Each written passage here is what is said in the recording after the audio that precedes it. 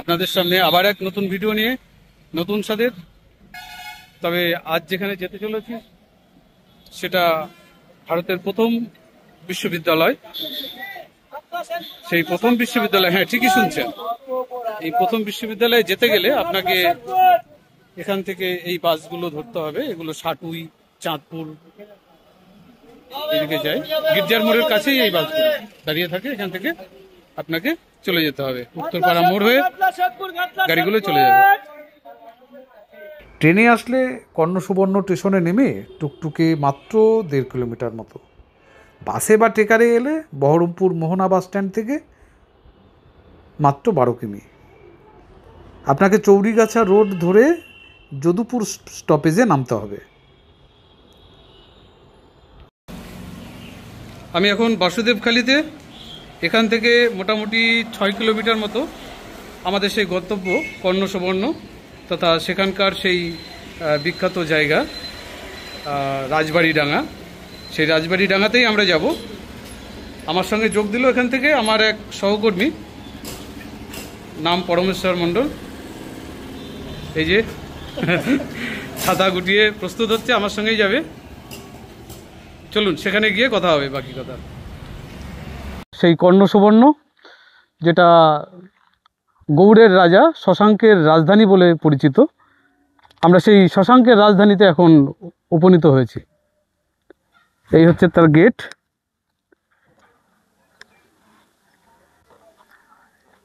এখানে কিছু সাইনবোর্ড দেখা যাচ্ছে, কি লেখা আছে একটু দেখে নি। শয়দানের ঢিপি এবং রাজাকরণের প্রাসাদ নামে পরিচিত ঢিপি কর্ণসুবর্ণ একটি সমৃদ্ধশালী রাজনৈতিক, প্রশাসনিক, সামরিক ও ধর্মীয় নগর কেন্দ্র হিসেবে বিখ্যাত ছিল। যদিও এর খ্যাতি স্বল্পস্থায়ী ছিল, খ্রিস্টীয় 7ম শতাব্দীর প্রথম দিকে শশাঙ্কের উত্থানের সাথে এটি প্রাধান্য পায়। থানেশ্বরের রাজা হর্ষবর্ধনের রাজত্বকালে হিউয়েনসাং এই স্থানটি পরিদর্শন করেছিলেন, যা তার জীবনী দা তাং শিউ জিতে উল্লেখ করা হয়েছে। এই বই অনুসারে তিনি তাম্রলিপ্ত থেকে কর্ণসুবর্ণ দেশে চলে আসেন এবং রক্তমৃত্তিকা মহাবিহার নামে পরিচিত একটি মঠের অস্তিত্ব দেখতে পান। আমি আবার বলছি এই লাইনটি, রক্তমৃত্তিকা মহাবিহার নামে একটি পরিচিত মঠের অস্তিত্ব দেখতে পান। এস.আর. দাসের অধীনে কলকাতা বিশ্ববিদ্যালয়ের প্রত্নতত্ত্ব বিভাগ 1962-63 সালে রাজবাড়ি ভাঙার খনন কার্য পরিচালনা করে। খনন কাঠামোর 5টি পর্যায় প্রকাশ করেছে বিভিন্ন প্রত্নতাত্ত্বিক অবশেষে, যেমন এই স্থান থেকে পোড়ামাটির সিলমোহর মূর্তিগুলি উদ্ধার করা হয়েছে, তা 3য়, 4র্থ এবং 6ষ্ঠ, 7ম শতকের মধ্যে রয়েছে। চলুন আমি ঘুরে ঘুরে দেখাচ্ছি আর একটু ব্যাখ্যা বিশ্লেষণ করার চেষ্টা করছি। মানে এটুকু পরিষ্কার যে চীনা পর্যটক হিউয়েনসাংয়ের যে গ্রন্থ, সেই গ্রন্থ শিউজি গ্রন্থে তিনি উল্লেখ করেছিলেন এখানকার সেই রক্তমৃত্তিকা মহাবিহারের কথা। এই রক্তমৃত্তিকা মহাবিহারই পরিচিত হচ্ছে ভারতের প্রথম বিশ্ববিদ্যালয় বলে।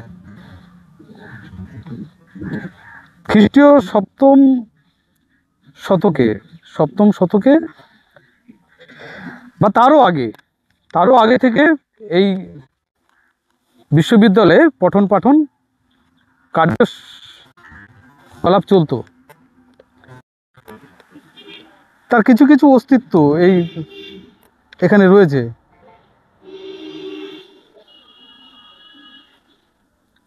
এই খনন কার্যের ফলে এইগুলো জেগে উঠেছে। আরও খনন কার্য চালালে হয়তো আরও কিছু জেগে উঠবে। আমার সহকর্মী বলছিল ওনার যে ঠাকুমার মুখে শুনেছে, বা এখানকার যারা পুরনো মানুষ রয়েছেন তাদের মুখে শুনেছে যে প্রায় 1 তাল গাছ সমান উঁচু এই জায়গা, এই যদুপুর। তার মানে কতটা উঁচু জায়গা এটা। আর এতটা উঁচু জায়গা কোথা থেকে হলো? সমতল থেকে। নিশ্চয়ই অনেক কিছু এখানে ধামাচাপা দেওয়া হয়েছে, আর সেগুলো খুললেই এখন আস্তে আস্তে জেগে উঠছে। আসলে এখানে ছিল একটা বৌদ্ধ মহাবিহার, যেটাকে বিশ্ববিদ্যালয় বলা হচ্ছে, প্রাচীন বিশ্ববিদ্যালয়। এখানে পড়াশোনার কাজ ছাড়াও সেই বৌদ্ধ ভিক্ষুক বা সেখানকার শিক্ষকরা থাকতেন, তাদের অনেক ব্যবহারের জিনিসপত্রও এখান থেকে পেয়েছে। আর এই ধাপগুলো দেখো, এই ধাপগুলো দেখাও একটু।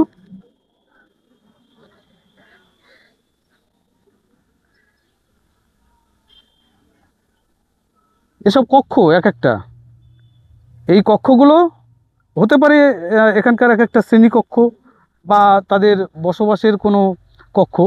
সেখানকার শিক্ষকরা আবাসিক ছিলেন, এখানেই থাকতেন। দুটোর মধ্যে কিছু একটা হয়ে থাকবে। এইরকম অসংখ্য সব কুঠুরি ছিল, সেগুলোর কোনোটাতে পড়াশোনা শেখানো হতো, পঠন পাঠনের কাজ হতো, আবার কতগুলিতে তারা নিজেরা থাকতেন। আর এই গোটা এরিয়াটা, একটা প্রাচীর দিয়ে ঘেরা রয়েছে। প্রাচীরগুলো একটু দেখালে ভালো হয়।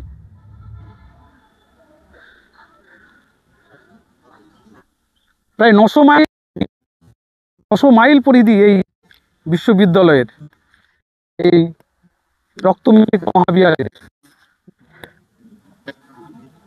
সেই নালন্দা তক্ষশিলা বিশ্ববিদ্যালয়েরও আগের প্রতিষ্ঠান এটি।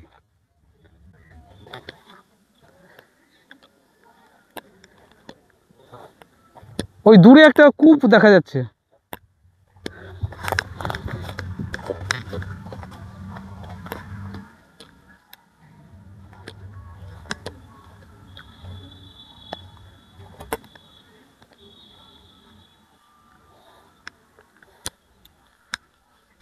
সেই আগেকার গুরুকেন্দ্রিক শিক্ষা ব্যবস্থার মতনই দূরে দূরে বেশ কিছু জায়গা এবং উঁচু উঁচু ঢিবি, যেখানে মনে হয় শিক্ষকরা বসে এই নিচে তাদের শিষ্যদের পাঠদান করতেন। এই যে মাঝে মাঝে সব দূরে দূরে উঁচু উঁচু ঢিপি স্থানে স্থানে, এগুলো সব খুঁড়ে খুঁড়ে পাওয়া গিয়েছে। এগুলো সব খুঁড়ে খুঁড়ে পাওয়া গিয়েছে। ওইখানে একটা ঢিপি দেখা যাচ্ছে।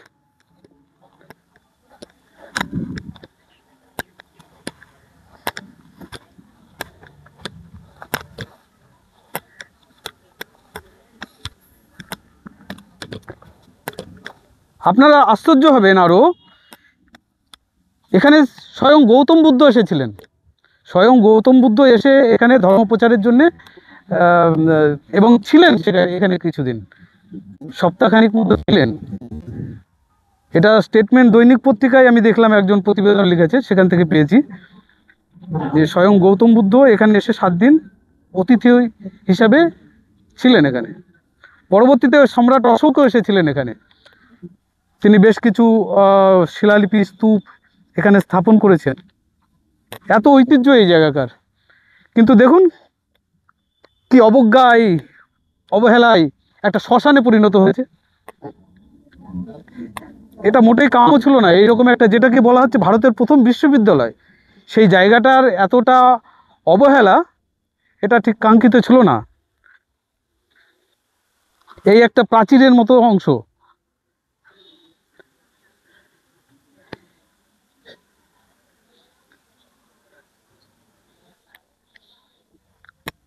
আমার মনে হয় সরকার থেকে এটাকে সংরক্ষণ করা অবশ্যই তো দরকার, এবং সেই সঙ্গে আরও গবেষণার দরকার আছে, আরও খনন কার্য এখানে চালানো দরকার। আমার বিশ্বাস এখানে আরও অনেক কিছু পাওয়া যাবে।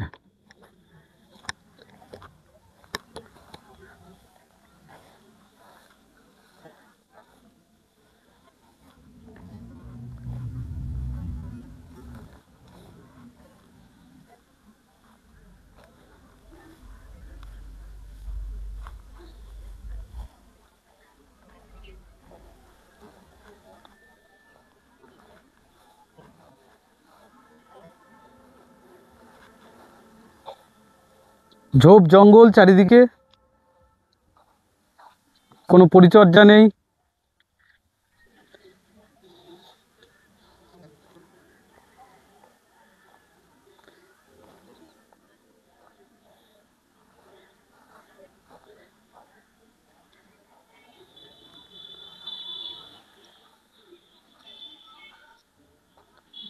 এই একটা কূপ, এখানে একটা কূপ দেখা যাচ্ছে। এই কূপটার ভিতরে কি আছে কিছুই নেই, বেশি গভীরও না।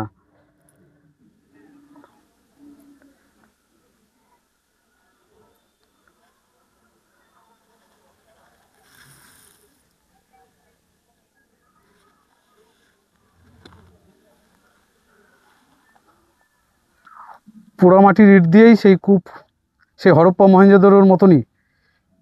এটা দেখে আমার সেই ইতিহাসের হরপ্পা মহেঞ্জোদারোর কূপের ছবিটাই মনে পড়ছে।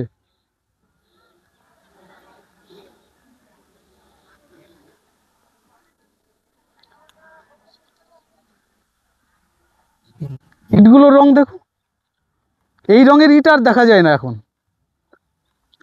একটু জুম করলে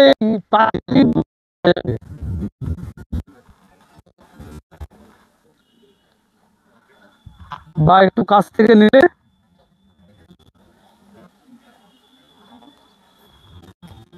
এখানে ভালো আসবে।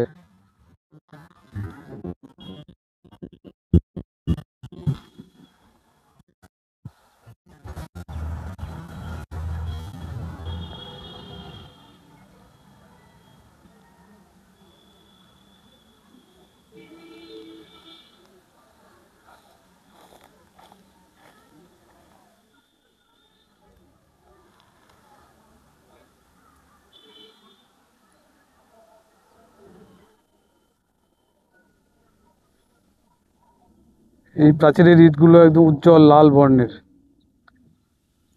সেই কত শতাব্দী ব্যাপী আগেকার ইট, অথচ এখনো উজ্জ্বল।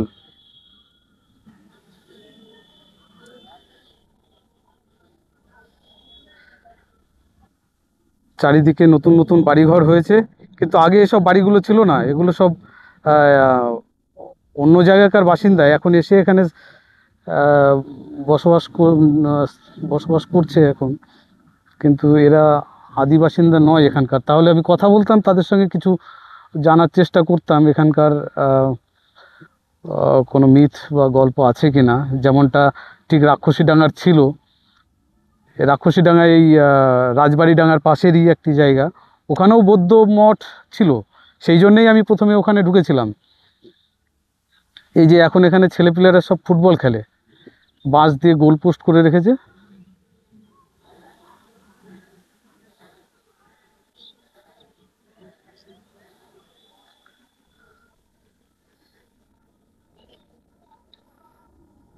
এক সময়কার বিশ্ববিদ্যালয়,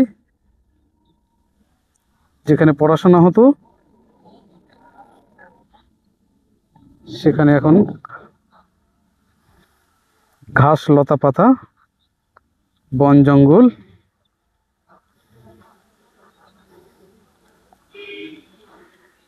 বিরাজ করছে।